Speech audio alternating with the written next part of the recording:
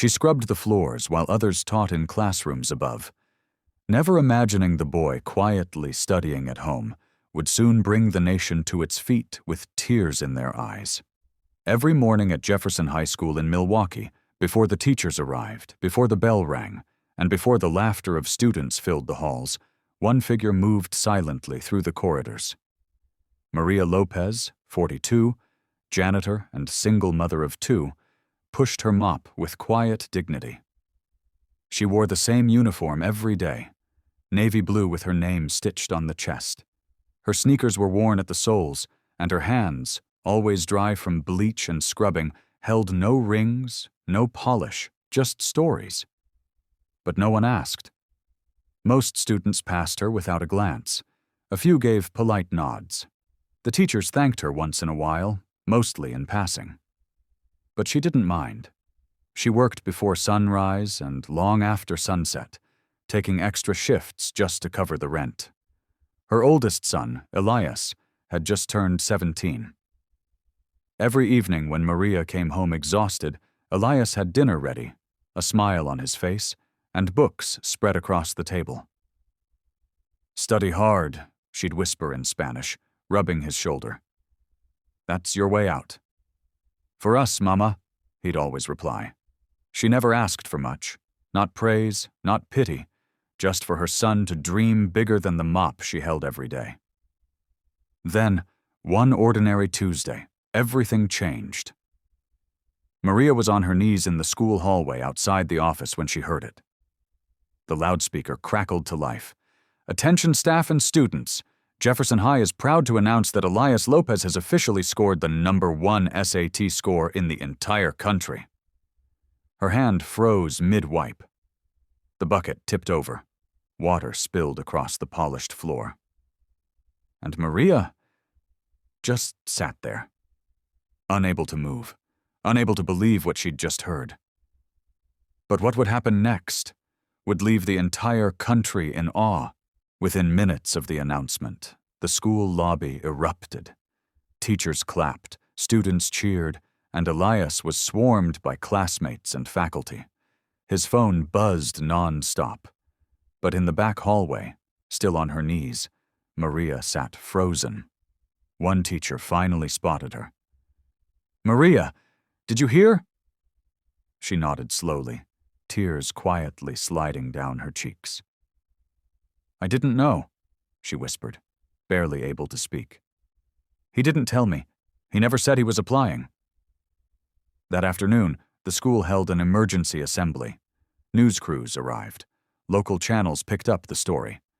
Janitor's son scores highest in nation, against all odds. The principal invited Elias to the stage, but before handing him the mic, he said, "This is not just a victory for one student.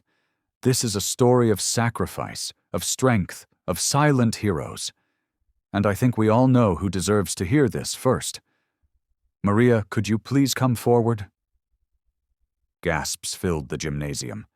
Maria, wearing her janitor uniform, stood up slowly from the back. Hundreds of students rose to their feet, applauding.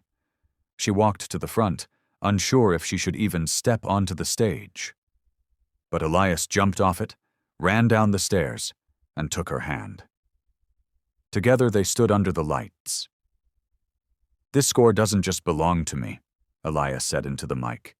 "It belongs to my mother, who worked nights, cleaned the very floors I walked on, and made sure I had one thing she never did, a chance." Maria covered her mouth. The auditorium went silent. Then someone started clapping. Then another. And then, everyone was on their feet again. Crying. Clapping. Because the woman they'd passed by for years was now the one they would never forget. By the next morning, Maria and Elias's story was on every major platform. Janitor's son tops the nation. Tribute to a mother's quiet sacrifice. From mop to microphone. The viral story melting America's heart. Mama Maria trended on social media with millions of shares and emotional comments. Elias was flooded with offers from Ivy League schools, Harvard, MIT, Princeton, all fighting for the boy raised by a woman who cleaned the classrooms their future leaders once sat in. But Elias stayed grounded. He turned to the cameras at a press conference and said, "I'll go where my mother wants me to go. She's been my compass all my life. If I'm the voice today, it's because she's been the echo behind me for 17 years." Maria sat beside him, still in her work uniform, overwhelmed by it all. She wasn't used to interviews. She wasn't used to microphones or journalists or praise. But when a reporter asked her, "How did you raise a child like this?" she smiled gently and replied, "By making sure he knew we were not poor in love, even if we were poor in everything else." That same week, the mayor of Milwaukee honored Maria and Elias at City Hall. But the real surprise came at the end of the event. A representative from the White House stepped forward. "On behalf of the President of the United States, we'd like to invite Ms. Maria Lopez and her son, Elias, to Washington, D.C. You've reminded us what real American strength looks like." Maria couldn't hold back the tears. Neither could most of the country. 2 weeks later, Maria and Elias stood inside the East Room of the White House, beneath crystal chandeliers and golden curtains, facing a sea of cameras and dignitaries. Maria wore a simple navy dress. She had refused makeup, stylists, and a wardrobe team. "I don't want to look like someone else," she told Elias. "They should see the woman who scrubbed floors, not the one dressed for TV." Elias stood tall beside her, now in a tailored suit gifted by a donor, but his hand never left hers. Then, the president stepped up to the podium. "Today, we honor not just the top academic scorer in the country, but the woman who taught him what it means to rise while carrying others. Maria Lopez, you are the mother, the worker, and the warrior this country needed to be reminded of." The applause was deafening. Maria's eyes welled up, but she didn't cry. Not because she wasn't overwhelmed, but because, for the first time in her life, she felt seen. She turned toward Elias and quietly whispered in Spanish, "You didn't just make me proud, mijo. You made our story matter."